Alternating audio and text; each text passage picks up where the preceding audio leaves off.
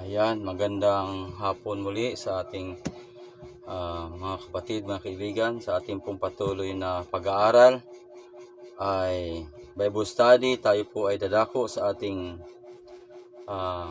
pinaka mahalagang paksa o topic ng pamagat po ay ang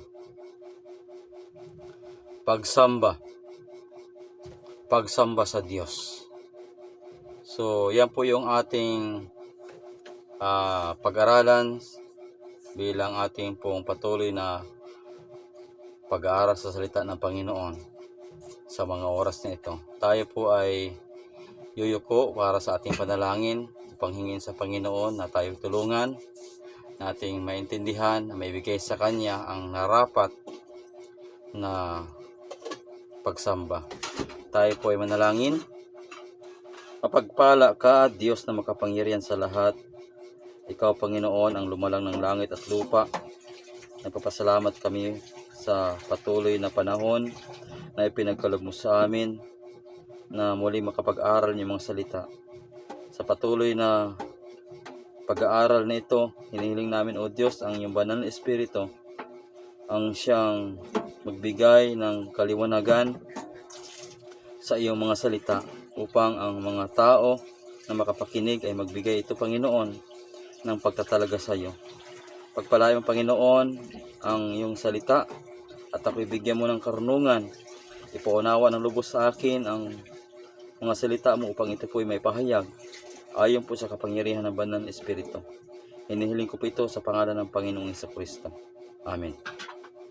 So ayan mga kapatid at mga kaibigan, dadako tayo sa ating pamagat na pagsamba sa Diyos.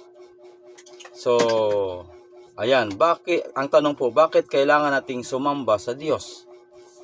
So ang pagsamba sa Diyos po, ito po yung pagpapahayag ng iyong pananampalataya at pag-ibig sa Kanya. Kaya kung mahal mo ang Panginoon, kung mayroon kang pananampalataya at naniniwala ka na mayroong Diyos, ay sambahin mo siya.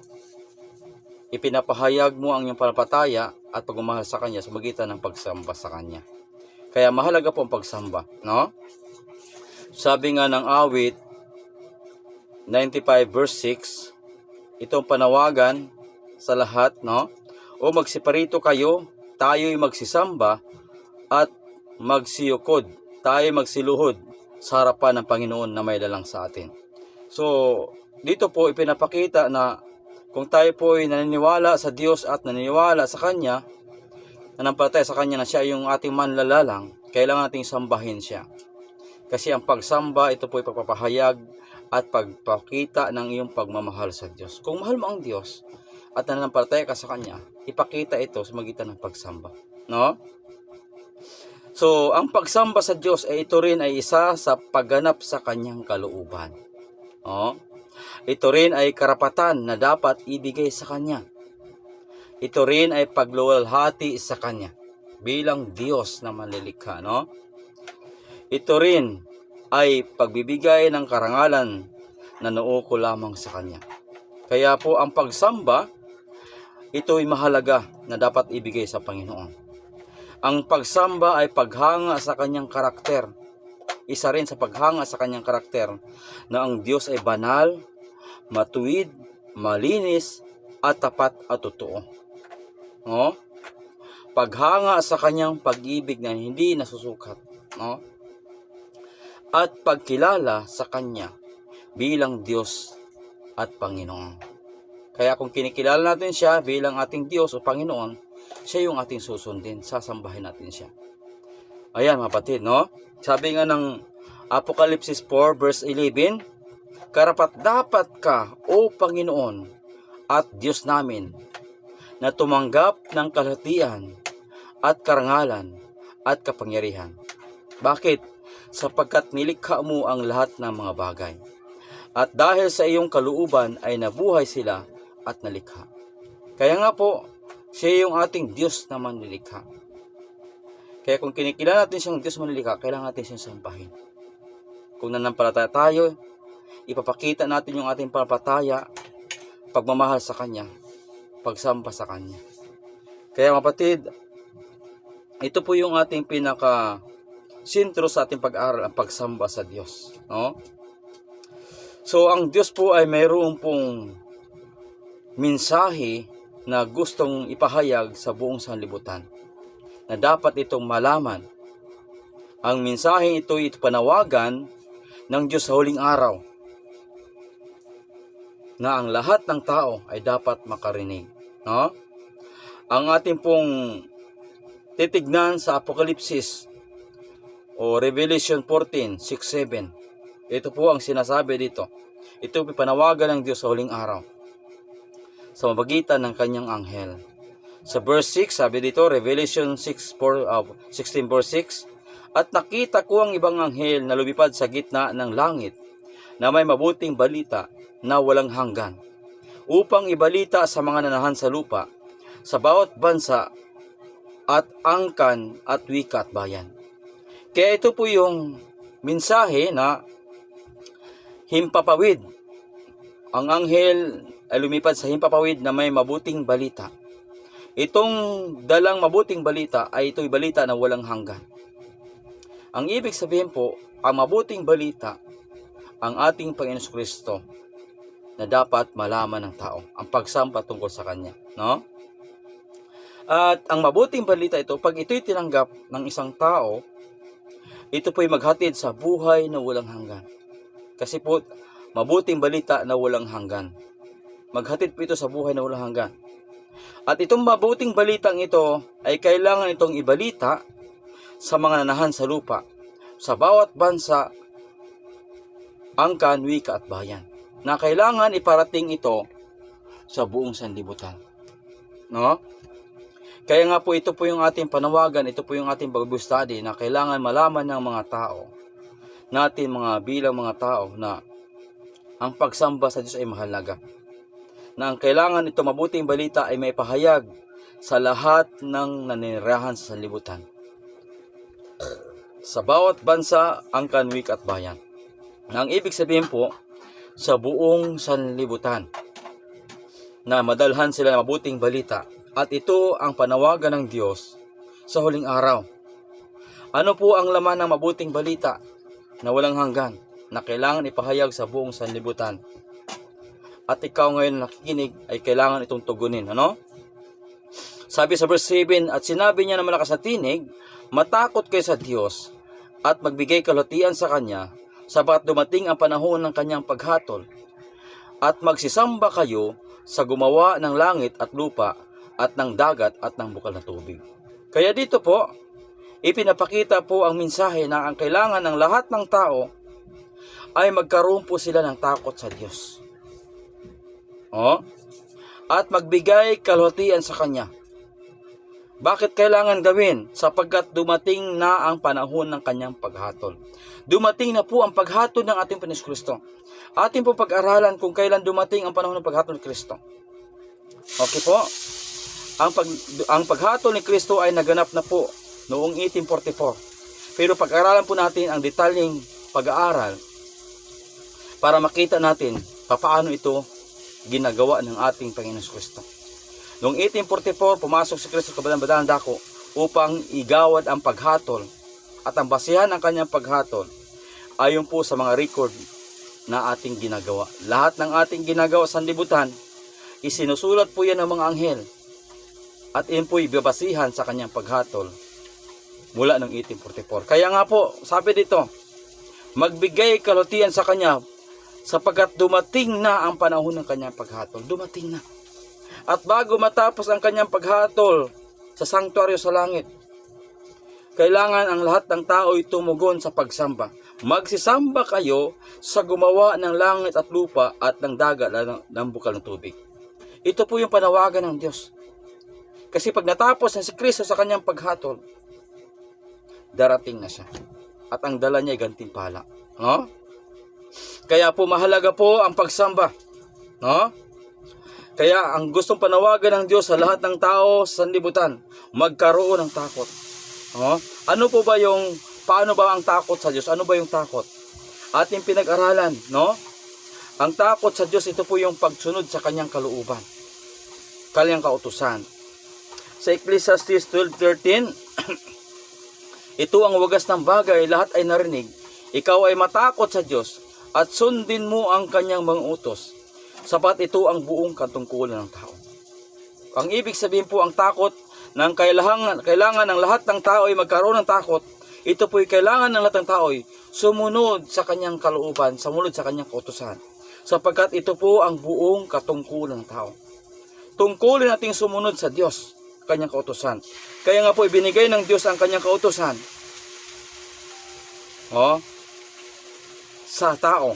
Ano ang purpose? Sabi dito sa Exodo 20:20, sinabi ni Moises sa bayan, huwag kayong matakot, sapagkat ang Diyos ay naparito upang subukin kayo, upang ang takot sa kanya ay sumasa inyo, upang huwag magkasala.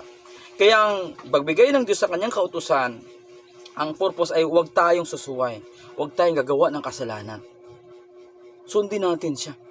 Kaya kung may takot sa Panginoon, susunod tayo. Kaya ito po yung panawagan ng Diyos sa aklat ng Revelation, na ang lahat ng tao ay magkaroon ng takot sa Diyos. Ibigay na ang kalutian sa Kanya. Bakit? Dumating na po ang panahon ng Kanyang paghatol. Kaya ang ating pinakatima ay ang pagsamba. Magsisamba kayo sa gumawa ng langit at ng lupa at ng bukal na tubig. Mahalaga po ang pagsamba. Ngayon, sa ating panahon ngayon po ay marami po ang nagsisamba sa ating panahon.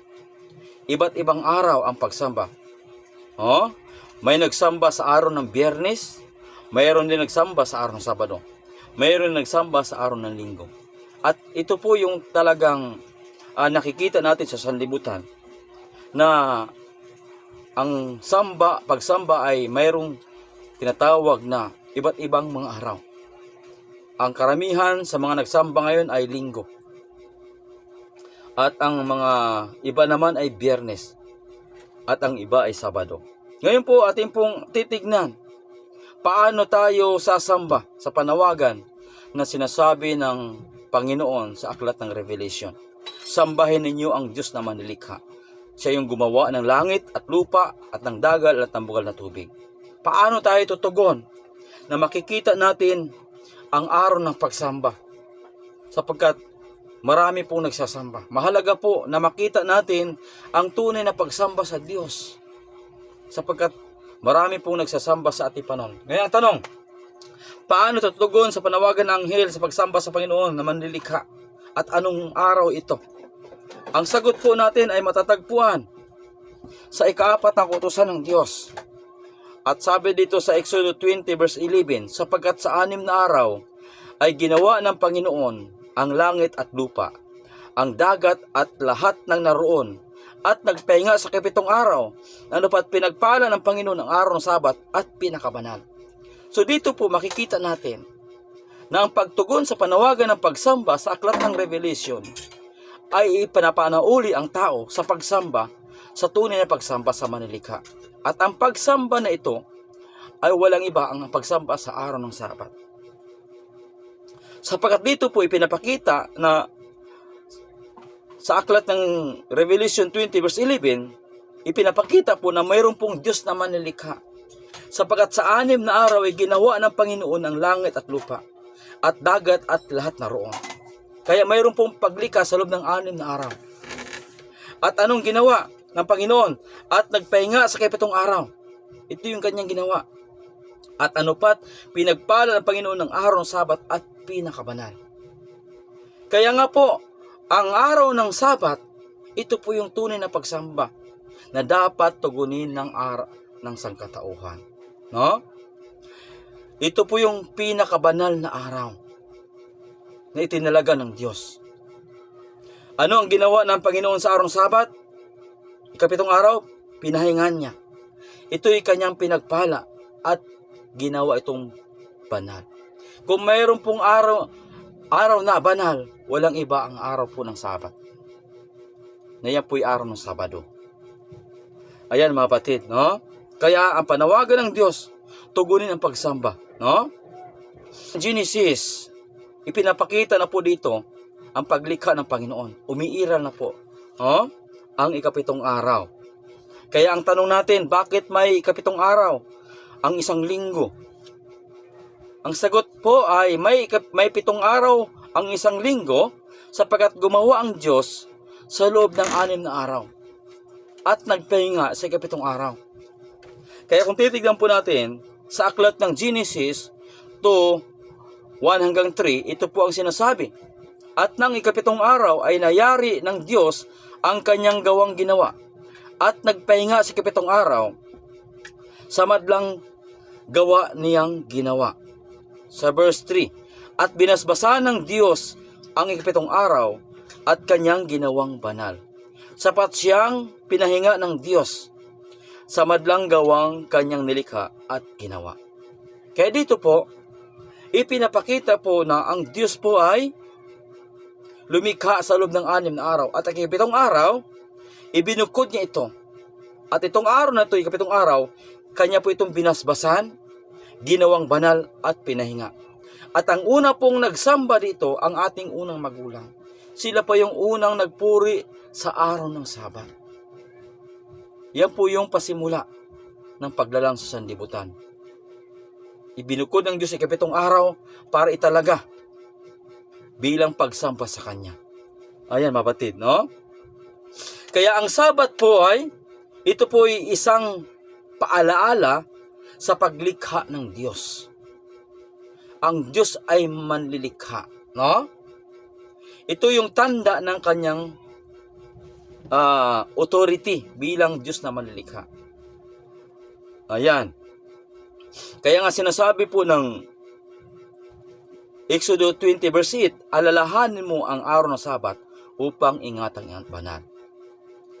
Pag sinabing ingatang banal, kasi po ito'y banal, dapat itong iingatan. Pag sinabing alalahanin, huwag kakalimutan. Ayan mga kapatid, sapagkat ito po yung pagsamba natin sa Diyos bilang manlilikha. Kaya po, ang Sabat ay banal na araw. Ito po itinalaga ng Diyos sa sangkatauhan na dapat alalahanin. Okay? Ayan. Kaya ngayon, kung ito'y dapat alalahanin at ingatan itong banal na dapat ito'y huwag malapastanganan, anong oras ang pasimula ng pag-iingat sa kabanalan ng Sabat? Ito po'y magpasimula sa paglubog hanggang sa paglubog. Nang ibig sabihin po, sa paglubog ng araw ng Biyernes hanggang sa paglubog ng araw ng Sabado. Mula sa paglubog hanggang sa paglubog. Mabasa po natin yan sa Genesis 1 verse 5, Levitico 23:32. Ang tawag po dyan, sunset to sunset. Sunrise, sunset, sunrise, sunset. Yan po ang kapatid, no? Ingatan po yan. Ang Sabat po, kapatid, ito po isang tanda ng Diyos sa kanyang bayan. Tatak. Bilang pagkakilanlan sa Kanya.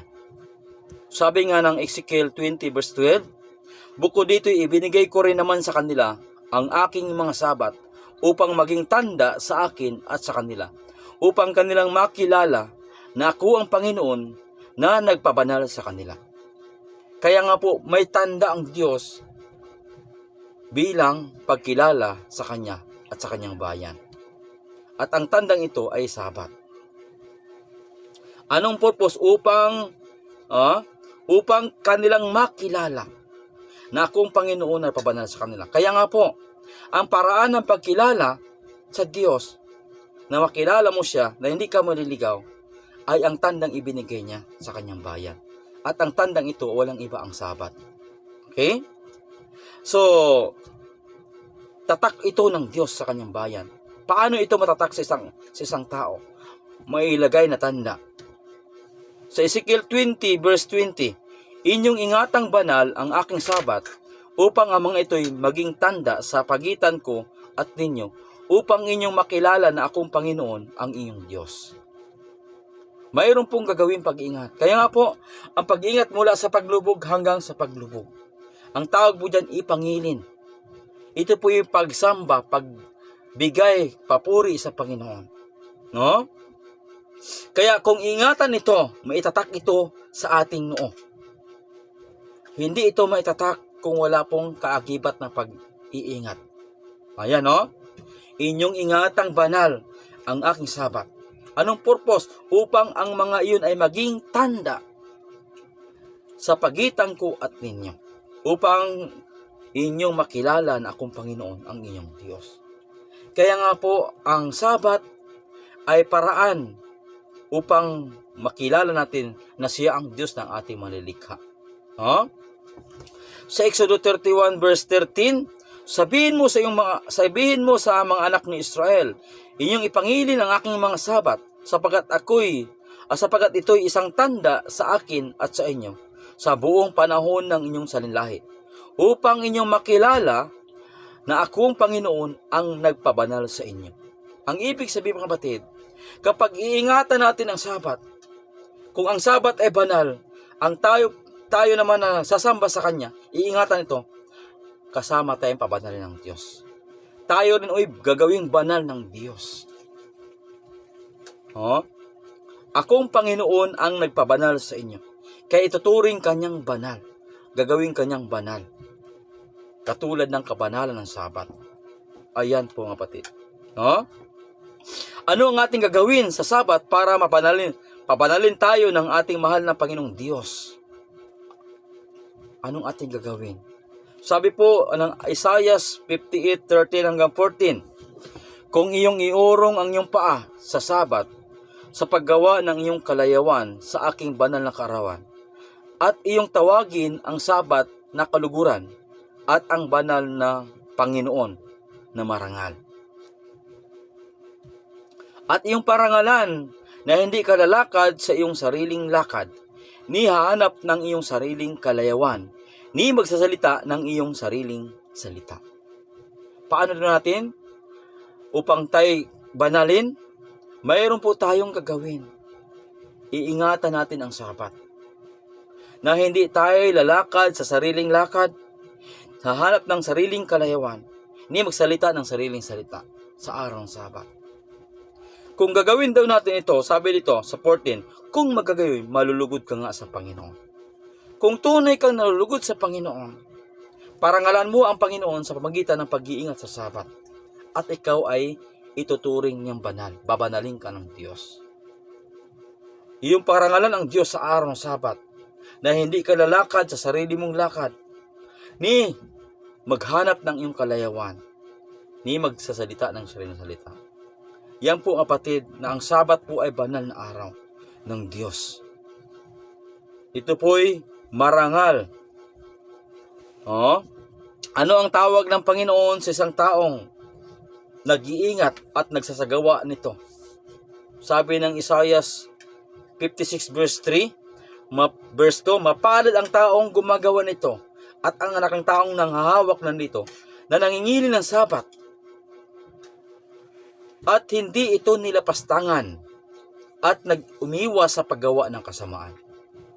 Kaya ang tawag ng Diyos sa taong nangingili ng Sabat at hindi ito nilapastanganan, siya po ay mapalad. Kung isa ka na nakikinig at na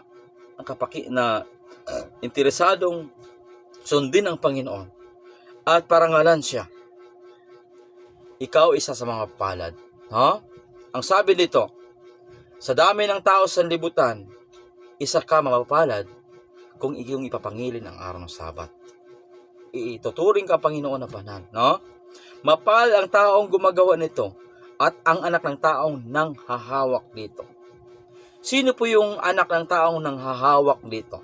Halimbawa po, kung ang isang lugar ay mayroon pong namumuno, halimbawa sa Mandaluyong, sino po ang may hawak ng Mandaluyong? Walang iba, ang mayor. Siya po may karapatan. Ganon din po, ang kapatid. Ang anak ng taong nang hahawak dito. Sino ba yung anak ng tao nang hawak dito? Walang iba, ang ating Panginoon Kristo. Siya po yung Panginoon ng Sabat. Siya po ang may hawak ng Sabat. Kaya pagsuway natin ang Sabat, ayan. Sabi ng Matthew 12 verse 8, 3 beses binanggit ng Panginoon Kristo, sapagat ang anak ng tao ay Panginoon ng Sabat. Sa Marcos 2 verse 28, Kaya't ang anak ng tao ay Panginoon din naman ng Sabat. Sa Lucas 6 verse 5, sinabi sa kanila, ang anak ng tao ay Panginoon ng Sabat. Kaya nga po, ang Sabat ay hawak ng ating Panginoon Kristo. Siya po yung mayroong otoridad. Tanda nito ng kanyang kapangyarihan. Kaya nga po, siya po yung Panginoon ng Sabat. Kaya kung kinikilala natin ang Panginoong Hesukristo bilang ating Panginoon, ang nag-address po sa Kanya bilang ating Panginoon ay ang araw ng Sabat. Sapagkat siya ang Panginoon ng Sabat. Kaya kung hindi mo siya sinasamba sa araw ng Sabat, sino ang Panginoon mo? Sino ang kinikilala mong Panginoon? Sabi ng Matthew 7:21, hindi lahat ng sabi sa akin, Panginoon, Panginoon, ipapasok sa kanang langit, kundi ang gumaganap sa kalooban na aking mga nasa langit. Ano yung kalooban ng Ama? Naganapin. Sa awit 40 verse 8, kinakalugdan kong sundin ang iyong kalooban, O Diyos. Ang kautusan mo ay nasa loob ng aking puso. Kaya nga po, ang kautusan ng Panginoon, ito po yung kanyang kalooban. At ang Sabat, isa po sa kanyang kautusan na nag-a-address sa ating Panginoong Kristo bilang pagkilala sa Kanya at bilang pagtanggap sa Kanya bilang ating Panginoon. Kaya nga, siya po yung may hawak ng Sabat. Siya rin po yung Panginoon ng Sabat. Kaya kung kinikilala nating Panginoon siya, sambahin natin siya sa araw ng Sabat. Sapagkat ang araw ng Sabat ay nag-a-address sa ating Panginoon bilang pagkilala sa Kanya. Kaya nga kapatid, yan po ang kapatid, no? Ito ang isang issue na ating sasagutin. Sabi nila, ang Sabat daw ay para lamang sa mga Hudyo. Hindi po totoo yan. Kaya nga po ito ang buong katungkulan ng tao. Kung ikaw ay tao, tungkulin mong sumunod sa Diyos. Sabi ng Marcos 2 verse 27, sinabi niya sa kanila, ginawa ang Sabat dahil sa tao, at di ang tao dahil sa Sabat. Kahit ang anak ng tao ay Panginoon din naman ng Sabat. 28. Kaya dito po, hindi po ang Sabat ay para lamang sa Hudyo, para po sa lahat ng tao. Pag sinabing tao dito, ginawa ang Sabat dahil sa tao. Nang ibig sabihin, anumang uri ka ng tao ay para ka sa Sabat. Ginawa ang Sabat para sa iyo. Hindi lang po sa mga Hudyo, kundi sa lahat ng tao. Ayan, Si Jesus Christ po ba, nung siya narito sa libutan, bago siya umakyat sa langit, bago siya namatay, kanya bang ipinapangilin ang pagsamba niya ba'y araw ng Sabat? Yes. Mabasa po natin sa Lucas 4:16, sabi dito, at siya'y napasanasarit na kanyang nilikhaan, at ayon sa kanyang kaugalian, siya'y pumasok sa sinaguga ng araw ng Sabat at nagtindig upang bumasa. So dito, ang ugali ng ating Panginoong Kristo, siya ay pumasok sa sinaguga ng araw ng Sabat. Ito po yung kanyang pamumuhay bilang Panginoon, nagkatawang tao sa libutan. At ang kanyang pong kaugalian ay pumasok sa sinaguga sa araw ng Sabat. Kaya po, yan po yung kanyang halimbawa. Siya yung ating Panginoon. Siya mismo ang tumupad sa kautusan. Si Apostol Pablo, ano ba ang ugali ni Pablo? Sa Acts 17 verse 2, at si Pablo ayon sa ugali niya, siya pumasok sa kanila at sa 3 Sabat ay nangatwiran sa kanila sa kasulatan. Kasi po, ipinangatwiran niya yung Apostol Pablo na si Kristo yung Misaya. Pinangaral na sa araw ng Sabat. At dito po, mismo ugali ni Apostol Pablo, marami po ang nagbabasa sa sulat ni Apostol Pablo. Pero pag tungkol sa pagsamba, hindi na nila sinusunod. Kaya nga kapatid, mismo si Apostol Pablo na maraming sinulat, siya mismo ay ugali niya rin ng pagsamba sa araw ng Sabat. Dahil ang araw ng Sabat, ito po ay pagsamba sa mga Kristiyano noon. Sa buong aklat ng Acts, wala pong pagsambang linggo dyan. Yan po yung gawa ng mga apostol. Buong chapter yan, wala pong pagsamba ng linggo. Puro po Sabado dyan. Ayan po kapatid. Ang mga Kristiyano noon na naligtas sa biyaya sa bagong tipan ay ipinangilin ang araw ng Sabat. Yan po yung pagsamba ng mga Hudyo at mga Kristiyano. Ayan po mga kapatid, no?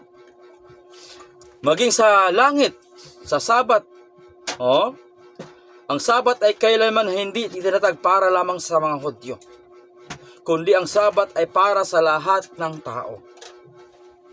Maging doon sa langit na bagong langit at bagong lupa na likhain ng Panginoon, doon din ang pagsamba sa lahat ng maliligtas.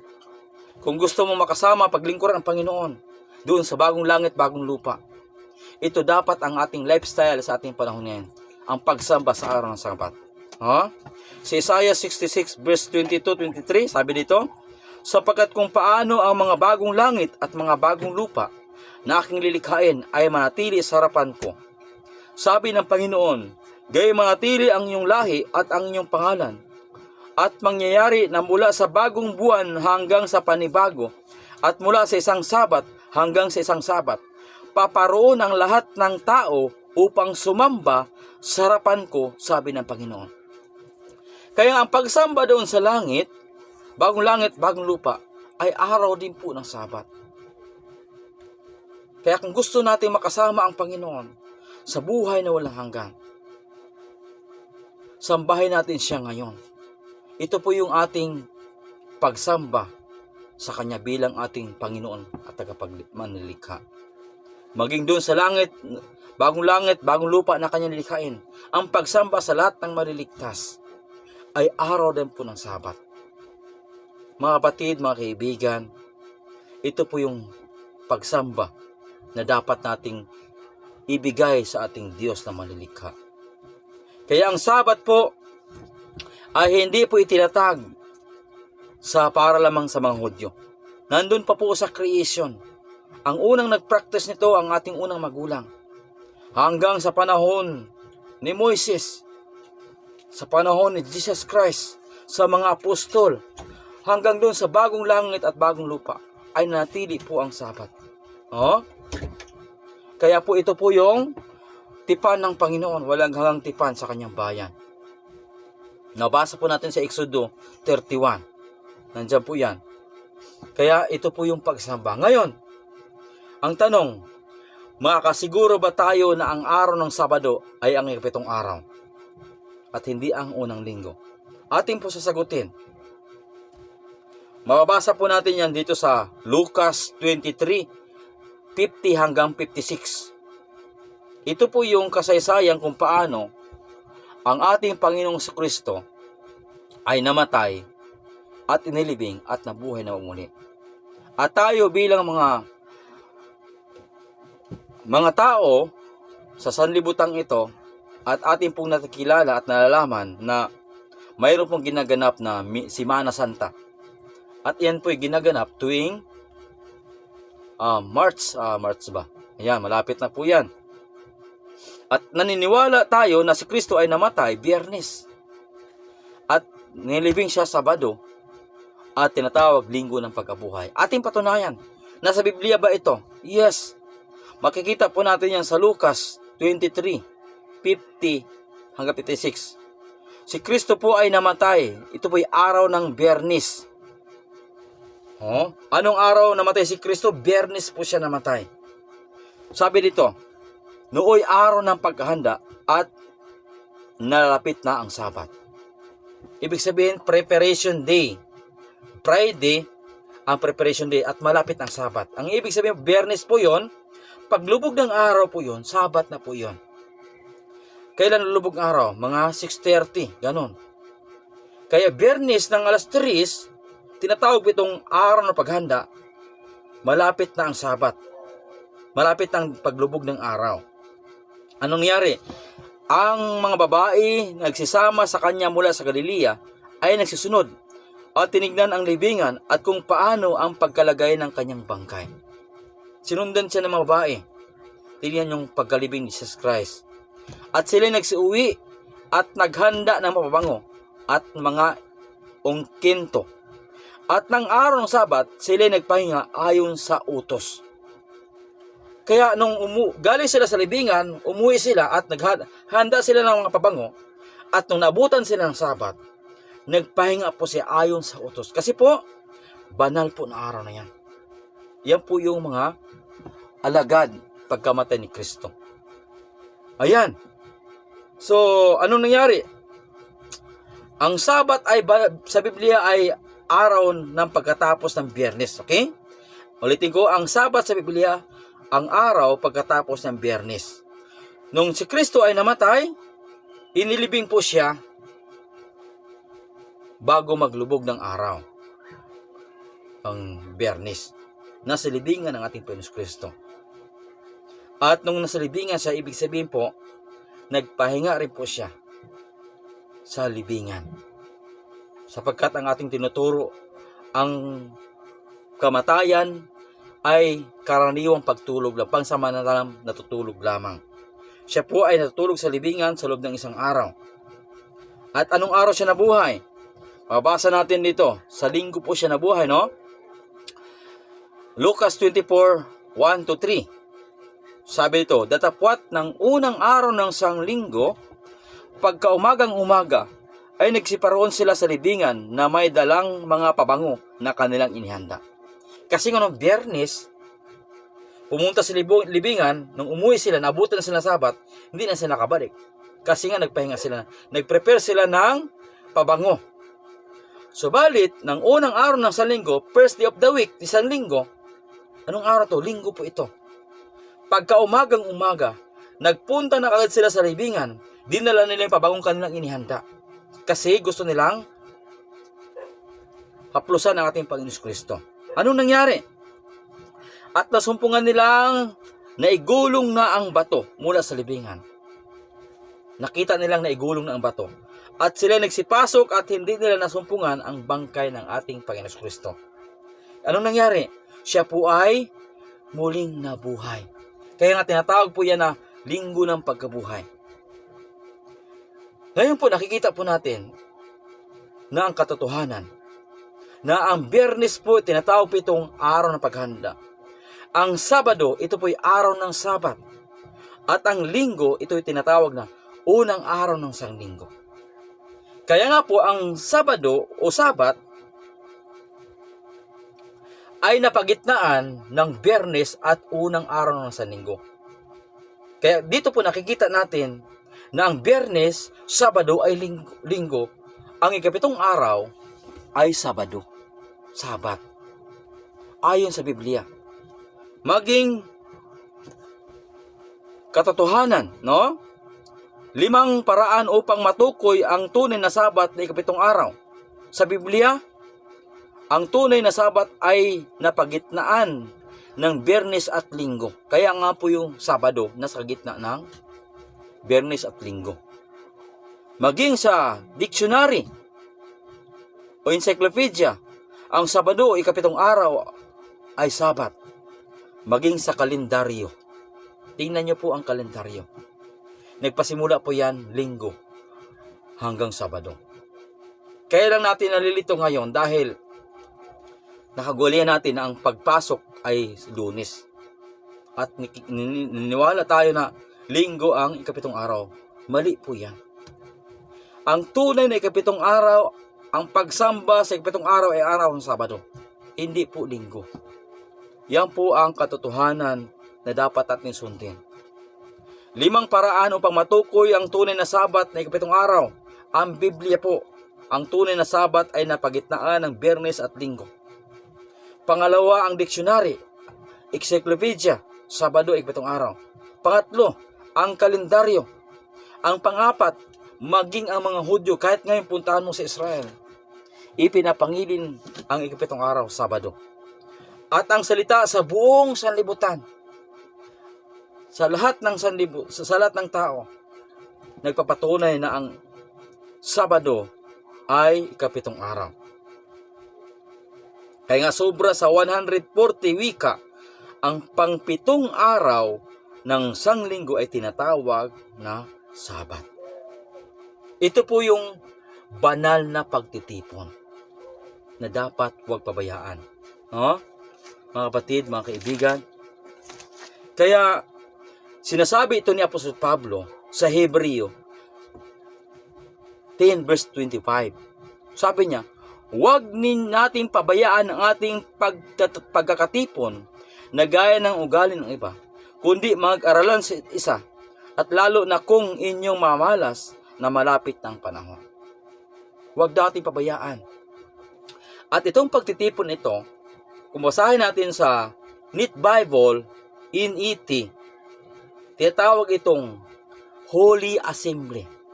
Saan kinut ni Apostol Pablo ang pagtitipon ito? Ito babasa natin sa Levitico 23 verse 3. Ito po yung banal na pagtitipon, banal na pagpupulong. Levitico 23 verse 3. 6 na araw gagawin ang mga gawain. Subalit ikapitong araw ay Sabat, naganap na kapahingaan, isang banal na pagpupulong o pagtitipon. Huwag kayong gagawa ng anumang gawain. Ito ay Sabat sa Panginoon sa lahat ng inyong mga paninirahan. Kaya nga ito'y assembly, holy assembly, banal na pagtitipon. At sa propesiya ni Apostol Pablo tungkol sa pagpasok ng Antikristo, binanggit niya ito. Ito yung number 1 na sisirain ng pagtitipon na ito na hinulaan ni Apostol Pablo sa panahon para pagpasok ng Antikristo. Sa ikalawang Tesalonika, na isa sa ikalawang Tesalonika 2, sabi niya dito, yan, ngayon hinihiling namin sa inyo, mga kapatid, tungkol sa pagdating ng ating Panginoon Hesukristo at sa ating pagtitipon sa Kanya. Kasi po, darating ang Antikristo, isa sa number 1 na sisirain ng Antikristo, ito yung pagtitipon. Ito yung araw ng Sabat. Kaya nga sabi na Apostol Pablo, huwag nating pabayaan ang ating pagtitipon gaya ng ugali ng iba. Ngayon, ang tanong, ano ba ang ugali ng mga Kristiyano noon bago isinulat ang Hebreo? Nisulat po ang aklat ng Hebreo bago nawasak ang Jerusalem noong 70 AD. At ano ang ugali ng mga Kristiyano noon ng pagsamba sa araw ng Sabat? Sabado. Ugali ni Jesus Christ ang Sabat. Ugali din ng mga Hudyo, ugali ni Pablo. Yan po, kapatid. Kaya huwag ating pabayaan ang pagtitipon na ito. Dahil ang pagtitipon na ito po yung banal na araw ng Sabat ng Panginoon. Kundi mag-aralan sa isa, at lalong na kung inyong namamalas na malapit ng panahon. Kaya nga po, kung ang sulat ni Apostol Pablo noon ay malapit ang panahon, higit na malapit ang panahon ng ating Panginoon sa kanyang pagdating sa ating panahon ngayon. Kaya nga ang panawagan ng Panginoon sa aklat ng Revelation, sambahin na natin ang Panginoon bilang ating Diyos na manlilikha bago matapos ang kanyang paghatos ang tao sa langit. At kapag natapos siya, darating na siya. Mga kapatid, mga kaibigan, ang banal na araw ng Sabat, ito po'y banal na pagtitipon na dapat huwag pabayaan. Sa Colosas 2 verse 6, kung tinatanggap ninyo si Kristo Jesus na Panginoon, ay lumakad kayong gawin sa Kanya, sabi ng Apostol Pablo. Ano ang lakad ng ating Panginoon Kristo? Ang lakad niya ay nangingilin ng Sabat. Ang pamuhay niya ay nangingilin ng Sabat. Kaya nga po, sa Lucas 6 verse 5, sinabi sa kanila, ang anak ng tao ay Panginoon ng Sabat. Kaya sabi ni Pablo, kung tinatanggap ninyo si Kristo na Panginoon, kung kinakilala ninyo ang Panginoon si Kristo, kung naniniwala ka, siya ang Panginoon ng Sabat. Ito yung pagsamba sa Kanya bilang ating manilikha. Siya ay yung ating manilikha. Kaya nga po, lahat ng naghihintay sa ating Panginoon Kristo sa Kanyang muling pagdarating, lahat po ay nangingilin ng Sabat. Tinutupad ang kautusan. Tinutupad. Ito ang sabi ni Apostol Pablo sa unang Timoteo 6:14, na inyong ingatan, utuparin mo ang utos na walang kapintasan hanggang sa papapakita ng ating Panginoon Kristo. Ingatan, utuparin. Kasi po, ang pagtupad sa kautusan ng Diyos, ito po yung ating paghahanda na tayo po ay makasalubong sa Kanyang pagdating. Malapit na pong darating ating Panginoon Kristo. Mga kapatid, mga kaibigan, ang kautusan ng Diyos, ito po'y nahati sa dalawa. Pag-ibig sa Diyos, pag-ibig sa kapwa. At ang pinakadakilang unang utos ay ang pag-ibig sa Diyos. At ang napaloob dyan sa ikaapat na utos ay ang sabat ng pagsamba sa Diyos bilang tanda na ibinigay ng Diyos sa kanyang bayan. Kung mahal natin ang Panginoon ng buong puso, buong lakas, buong kaluluwa, buong pag-iisip, sambahin natin ang Diyos bilang ating Diyos na manilikha sa araw ng Sabat, ikapitong araw. Yan. Kaya, ang kautusan ng Diyos, ito po'y pundasyon ng kanyang kaharian sa langit at lupa, na hindi po yan mababago. Ang dahilan bakit nahiwalay ang tao sa Diyos, dahil po sa paglabag sa kautusan na ito. Sa Isaiah 59 verse 2, pinaghiwalay ng Diyos at ng tao ang kasalanan. At ang kasalanan ay paglabag sa kautusan. Ayan po kapatid. Ang kasalanan, hindi po ito magkaroon ng kapangyarihan kung walang batas. Ang tibo ng kamatayan ay ang kasalanan. At ang kapangyarihan ng kasalanan ay kautusan. Sabi ng unang Korinto 15 verse 56. Kaya po kapatid, si Kristo po ay namatay sa kalbaryo ng cross upang tubusin tayo sa ating paglabag sa kautusan ng Diyos. Dahil po ang kasalanan ay paglabag sa kautusan. Kung wala pong kautusan, walang lalabagin ang tao. Ano ba ang gawain ng kautusan? Ang gawain ng kautusan ay ang pagkilala ng kasalanan.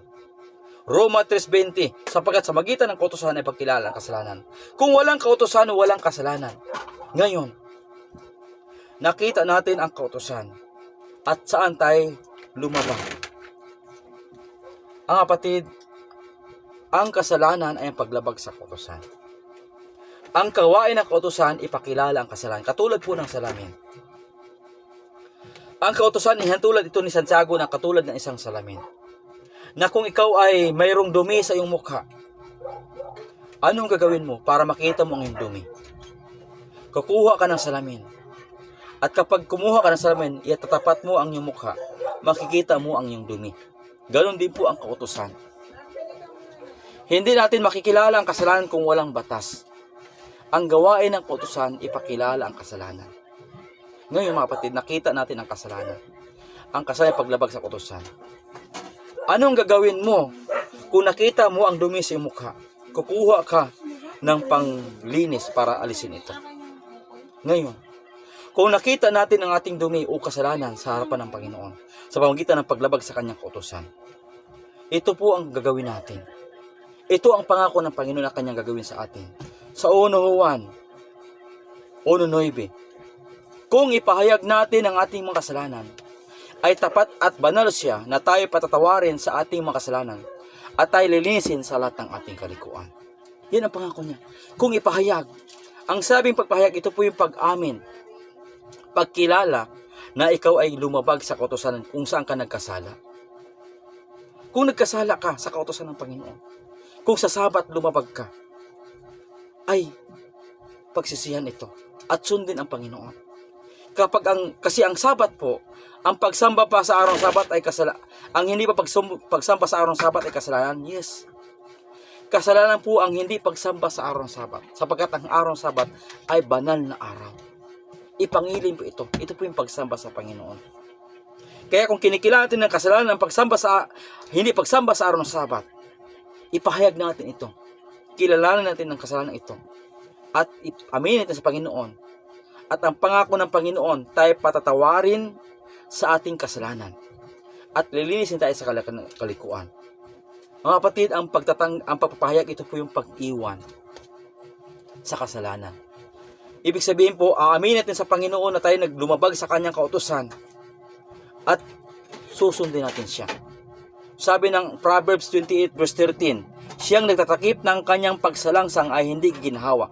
Ngunit ang nagpapahayag at nag-iwan ng mga iyon ay nagtatamo ng kaawaan. Ang ibig sabihin po, yung dati nating mga pagsuway, hindi natin pagsunod, iiwan natin yun, kundi susunod din tayo sa Panginoon. Ibig sabihin, ipahayag natin at talikuran natin yung ating mga pagsalangsang. Susunod nila sa Panginoon. At ito ang sinasabi ni Juan sa 1 Juan 1:7. Ngunit kung tayo'y nagsilakad sa liwanag, gaya niyang nasa liwanag, ay may pakikisama tayo sa isa't isa. At nililinis tayo sa dugo ni Kristo, ni Jesus, na kanyang anak, sa lahat ng kasalanan. Paano ka malilinis kung nagpapahayag ka at hindi mo tinalikuran ang kasalanan? Wala rin pong saysay. Kaya nga kapatid, ang pagpapahayag, ito po yung pagtalikod sa kasalanan. Nang ibig sabihin, susunod na tayo sa Panginoon. Kaya nga sabi na po sa Pablo, si Juan, kung tayo'y nagsilakad, gaya na niyang nasa liwanag.